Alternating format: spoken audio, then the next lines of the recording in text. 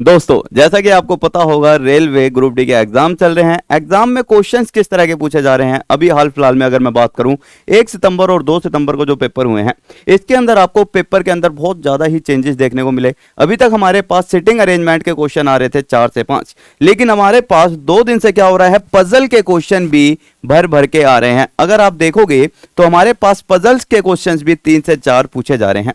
साथ ही अगर मैं बात करूं सीरीज, तो हमारे पास पहले भी हमारे पास 3 से 4 क्वेश्चन आ रहे थे और अभी भी 3 से 4 क्वेश्चन आ रहे हैं, लेकिन नया क्या ऐड हो गया है, पजल के क्वेश्चन।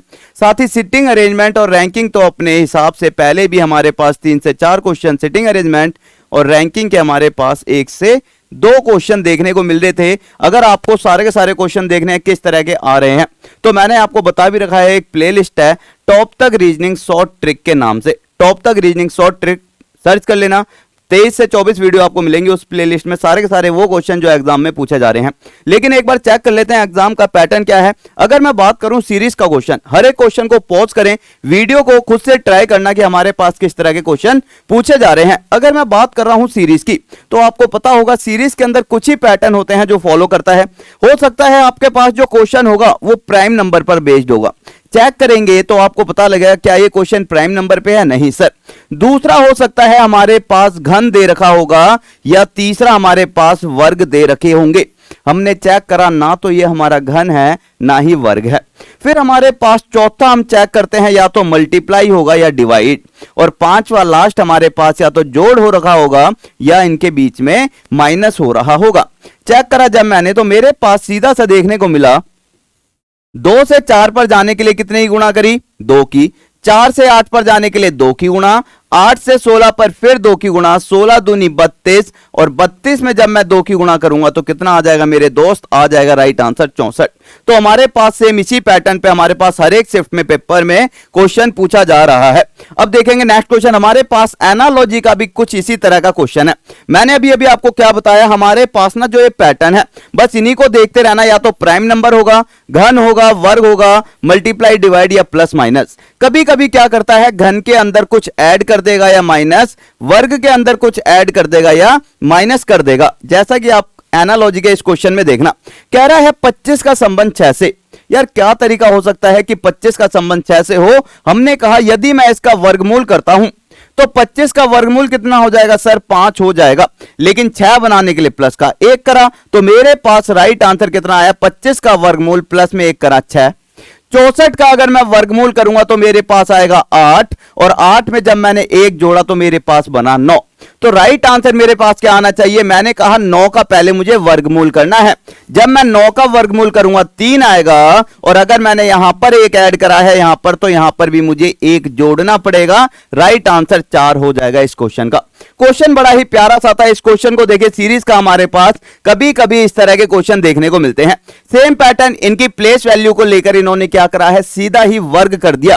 कहने का क्या मतलब है, हमारे पास जब भी क्वेश्चन देखे जाएंगे सीरीज के, तो हो सकता है कि आपको थोड़ा सा समझने में समय लग जाए, लेकिन अगर आपके कंसेप्ट क्लियर है कि हमारा जो क्वेश्चन है इन्हीं 5 पैटर्न पर बेस्ड होगा, तो आप आसानी से कर सकते हैं। चेक करें, अगर मैं बात करता हूं ए की प्लेस वैल्यू 1 होती है, सी की 3 और ई की 5। इन्होंने क्या करा है बच्चा, केवल इनकी प्लेस वैल्यू का क्या कर दिया, वर्ग। 1 का वर्ग 1, 3 का वर्ग 9 होता है, और 5 का वर्ग 25। इसी तरह से अगर मैं बी की बात करूं, 2, 4 और 6, और इनका वर्ग जब मैं करूंगा, 2 का वर्ग हो गया हमारे पास 4, 4 का वर्ग हो जाता 16, और 6 का वर्ग हो जाता 36, और ये मेरा राइट आंसर हो जाता। सीरीज के सारे अगर मैं सीरीज की बात करूं या एनालॉजी की, इस तरह के क्वेश्चन पूछे जा रहे हैं। उम्मीद करता हूं आप सारे के सारे इस तरह के क्वेश्चंस का आंसर दे देंगे। अब देख लेते हैं, हमारे पास एक क्वेश्चन पूछा जा रहा है सिटिंग अरेंजमेंट का, कि भैया गोलेकार मेज पर कुछ व्यक्ति बैठे हैं, कभी 6 व्यक्तियों को बिठा रहा है, कभी 8 को बिठा रहा है, कभी 5 को बिठा रहा है, कितने भी बिठा दे।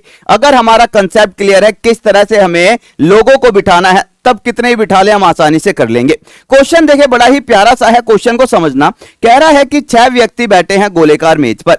जब भी हम 6 को बिठाएंगे तो 1 को ऊपर बिठाओ और 1 को नीचे। उसके बाद हम डायगोनली बिठाएंगे इस तरह से, भैया इसके सामने ये बैठ गया और इसके सामने ये। अब मुझसे क्वेश्चन स्टार्ट होता है, और क्वेश्चन में सबसे पहली लाइन में क्या कह रहा है, डी जो है एफ और बी के बीच में है। लेकिन हमें ये नहीं पता अभी डी कहां पर बैठा है, तो हम इस लाइन को नहीं लेंगे। दूसरी लाइन में कह रहा है ए जो है डी के बाईं ओर कहां पर बैठा है, दूसरे स्थान पर।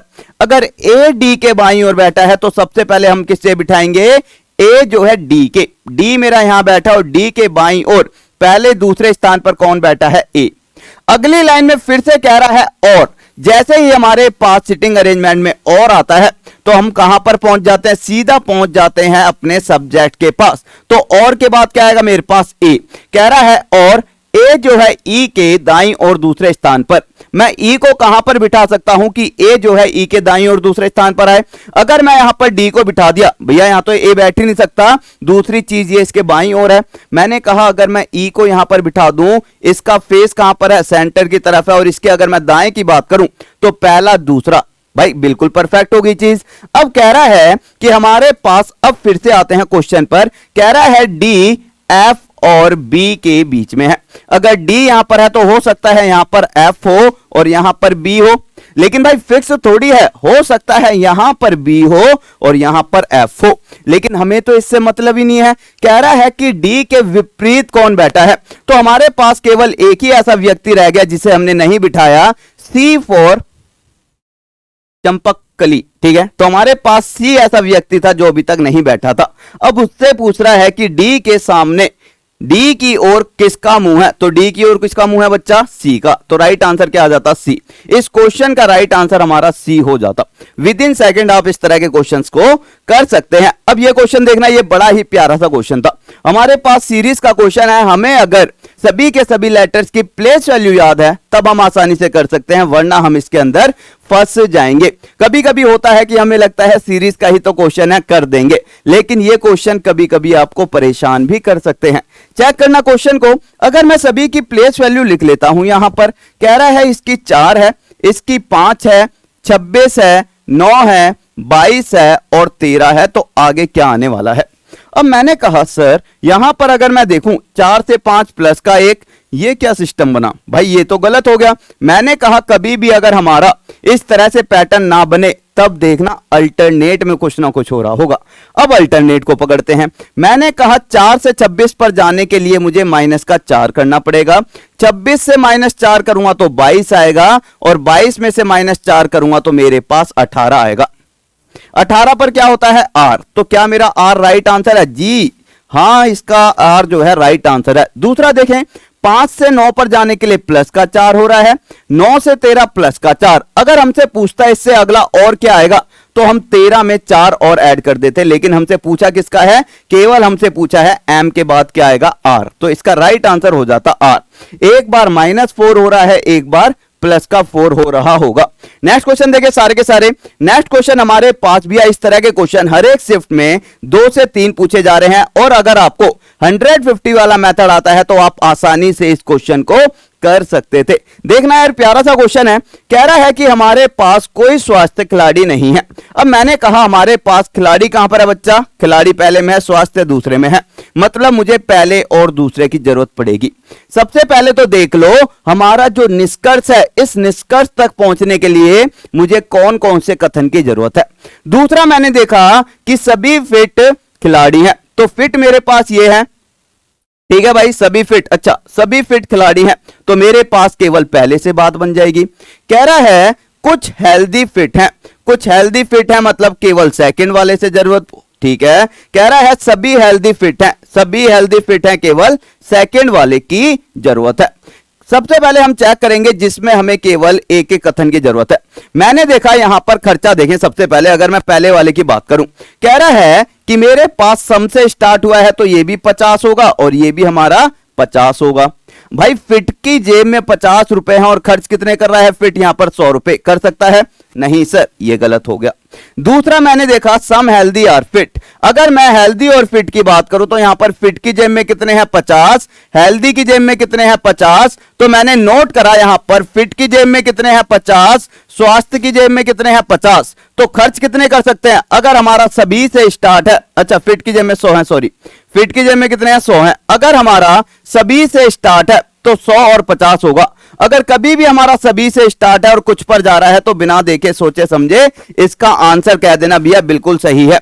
हमें पता है जेब में अगर 100 है तो 50 खर्च कर सकता है, जेब में 50 है तो 50 खर्च कर सकता है। तो हमारा सेकंड वाला, थर्ड वाला क्या हो जाएगा, सही। अगर मैं चौथे वाले की बात करूं, कह रहा है कि हमारे पास हेल्थी की जेब में कितने हैं 50 और खर्च कितने कर रहा है, यहां पर खर्च कर रहा है यहां पर 100। पॉसिबल है? नहीं सर, तो ये क्या हो गया, गलत। अब मैंने कहा पहले और दूसरे से मिलकर क्या हमारा निष्कर्ष आ सकता है, सर ये पॉजिटिव है, ये पॉजिटिव है। इन दोनों में मेरे पास कॉमन क्या है, फिट है, तो निष्कर्ष आ सकता है कैसा आएगा, सकारात्मक आएगा। लेकिन यहां पर कैसा दिया हुआ है, नेगेटिव। क्या हो सकता है, नहीं सर ये भी नहीं हो सकता। तो राइट आंसर क्या आ जाता मेरा, केवल 3 या ओनली 3 अनुसरण करेगा। भाई केवल तीसरा क्या करेगा, अनुसरण करेगा या फिर ओनली 3। ठीक है, नेक्स्ट क्वेश्चन देखिए, सारे के सारे एक इस तरह के क्वेश्चन पूछे जा रहे हैं। इन तरह के क्वेश्चन में हमें क्या करना होता है, प्रतीक वाले क्वेश्चन है भाई सारे के सारे, हमें हमेशा डिवाइड को पकड़ना होता है। हमें पता है यार हम मल्टीप्लाई किसी भी नंबर में कर सकते हैं, माइनस कर सकते हैं, प्लस कर सकते हैं, लेकिन हमें अगर एक्चुअल में आंसर चाहिए तो मेरा नंबर जो है पूरी तरह से भाग होना बहुत जरूरी है। तो कभी भी इस तरह का क्वेश्चन आएगा तो सबसे पहले किसे पकड़ेंगे, डिवाइड वाले को। मैंने यहां पर चेक करा, कह रहा है डिवाइड मेरा तीसरे नंबर पे है। अगर मैं गलती से 5 और 6 को भाग करके देखूंगा तो क्या यह पूरी तरह से भाग होगा, नहीं सर, इसका मतलब ऑप्शन क्या हो गया, गलत। अब कह रहा है भाग जो है दूसरे नंबर पे है। अगर मैं यहां पर 12 को 5 से भाग करूंगा तो क्या कभी भी 12 5 से पूरी तरह भाग होगा, नहीं सर, तो यह भी क्या हो गया, गलत। तीसरे नंबर पे सर नहीं हो सकता। अब मैंने कहा अगर मैं यहां पर पहले नंबर पे डिवाइड को रख के देखूं तो बात बन सकती है। तो मैंने कहा 84 को 12 से, फिर कह रहा है गुणा करके देखें और फिर कह रहा है प्लस। 84 को 12 से सर डिवाइड हो सकता है, चेक करेंगे सारे के सारे, तो 84 जो है क्या हमारा 12 से डिवाइड हो जाएगा। साथ ही आप लोगों को याद रखना है बोर्ड मास का रूल भी, कि भैया हमारा जो क्वेश्चन है बोर्ड मास के रूल के अकॉर्डिंग चलता है। ब्रैकेट दे नहीं रखा, ऑफ दे नहीं रखा, सबसे पहले होगा डिवाइड, फिर होगा मल्टीप्लाई, फिर होगा ऐड और फिर होगा माइनस। अगर मैं यहां पर इसे डिवाइड करता हूं तो कहां पर जाएगा, 12 सत्ते 84, गुणा का 5 बचा प्लस का 6 बचा। अब क्या होगा, डिवाइड हो गया, अब होगा मल्टीप्लाई सर। 35 प्लस में 6 करूंगा तो मेरे पास कितना आ गया, 41। तो राइट आंसर क्या आ जाता है, 41। और इस तरह के क्वेश्चन अभी पहले तो भैया एक आ रहा था, लेकिन पहली और दूसरी तारीख की अगर मैं बात करूं, हर एक शिफ्ट में 2 से 3 क्वेश्चन इस तरह के पूछे गए हैं। मतलब पैटर्न को थोड़ा सा चेंज करने की कोशिश कर रहा है, लेकिन अगर आपने एक बार क्वेश्चन पढ़ लिया तो उम्मीद करता हूं आप लोग गलती नहीं करेंगे प्रतीक वाले क्वेश्चन में। अच्छा, एक क्वेश्चन हमारे पास कैलेंडर का भी आ रहा है, लेकिन उससे पहले एक क्वेश्चन ये देख ले, हमारे पास पजल के क्वेश्चंस को हम किस तरह से अटेम्प्ट करते हैं। पजल्स के क्वेश्चन हमारे पास हर एक शिफ्ट में देखने को मिल रहे हैं। अगर देखने को मिल रहे हैं तो भैया करना भी पड़ेगा। क्वेश्चन किस तरह से पूछा जा रहा है, क्वेश्चन कह रहा है कि हमारे पास 6 छात्र हैं पी से लेके यू तक। सबसे पहले कहता है कि हमारे पास, अगर मैं बात करता हूं, सबसे पहले क्या कर लो भैया, हमारे पास कितने छात्र हैं, 6। नंबर लिख लो सभी का, 1 2 3 4 5 6। इन नंबर्स को अपने सामने लिखकर रख लो। उसके बाद बनाओ क्या, केस। सर क्या बनाना है, केसेस बनाने हैं। इस तरह से चार्ट बना लो कि भैया एक केस हमारा हो गया ये केस 1 और दूसरा हमारे पास हो गया ये केस सेकंड। अब मैंने कहा सबसे पहले देखेंगे हमारे पास कोई ना कोई ऐसा एक व्यक्ति होगा जो कहीं ना कहीं फिक्स बैठा होगा। कह रहा है मेरे पास क्यू जो है चौथी रैंक पर है। मैंने कहा क्यू हमारा यहां बैठेगा, जी सर, तो मैंने कहा क्यू हमारा चौथी पर बैठा है। अब आगे चलते हैं। अब कह रहा है कि मेरे पास क्यू की रैंक आर और एस की रैंक के बीच में है।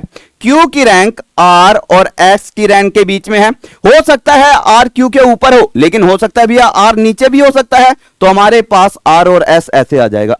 अगली लाइन में क्या कह रहा है, टी और एस की रैंक के बीच 2 छात्र हैं।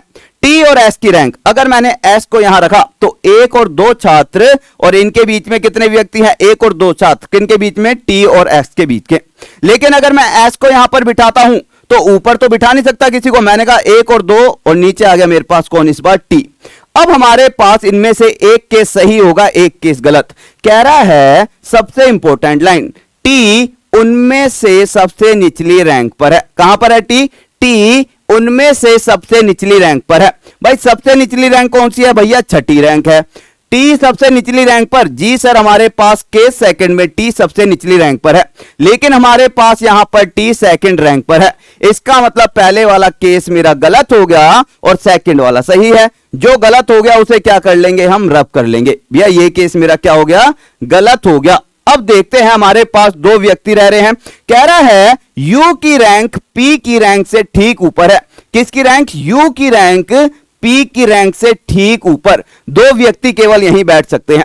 कह रहा है पांचवें स्थान पर कौन है बच्चा, तो आप लोग देख सकते हैं पांचवें स्थान पर हमारा कौन बैठा है, आर नाम का व्यक्ति बैठा है, और ऑप्शन नंबर डी इसका राइट आंसर हो जाता।